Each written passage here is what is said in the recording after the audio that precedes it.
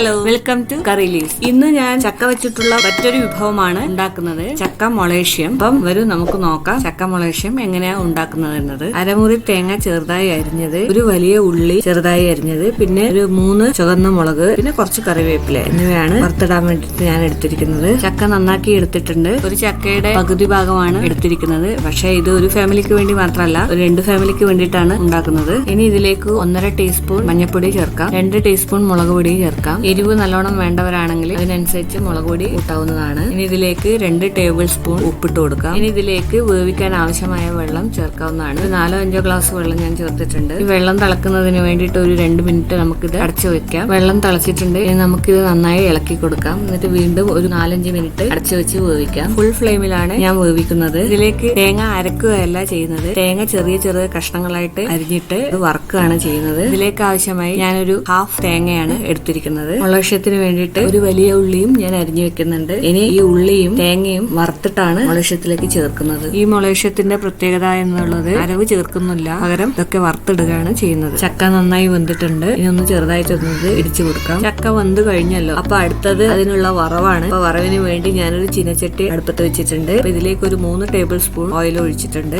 ഇതിലേക്ക് ഒരു 1.5 ടീസ്പൂൺ കടുക് ഇട്ടിട്ടുണ്ട്. ഇനി നമുക്ക് ഇതിലേക്ക് അരിഞ്ഞു വെച്ച ഉള്ളിയും തേങ്ങയും ഒക്കെ ചേർത്തിട്ട് നന്നായി ഇളക്കാം. തേങ്ങയും ഉള്ളിയും ഒരു ഗോൾഡൻ യെല്ലോ കളർ ആവുന്നത് വരെ നമുക്ക് നന്നായി വറുത്തെടുക്കാം. ഇനി നമുക്ക് മൊളേഷ്യത്തിലേക്ക് വറവ് ചേർക്കാം. അങ്ങനെ ചക്ക മൊളേഷ്യം റെഡി ആയിട്ടുണ്ട്. അപ്പൊ ഇതുപോലെ നിങ്ങൾ ഉണ്ടാക്കി നോക്കുക, അഭിപ്രായങ്ങൾ അറിയിക്കുക. ഇഷ്ടമായ ലൈക്ക് അടിക്കുക, ഷെയർ ചെയ്യുക, സബ്സ്ക്രൈബ് ചെയ്യുക ചാനൽ. അപ്പോൾ നെക്സ്റ്റ് ഒരു പുതിയ റെസിപ്പി ആയിട്ട് നെക്സ്റ്റ് വീക്കിൽ കാണാം. ബൈ.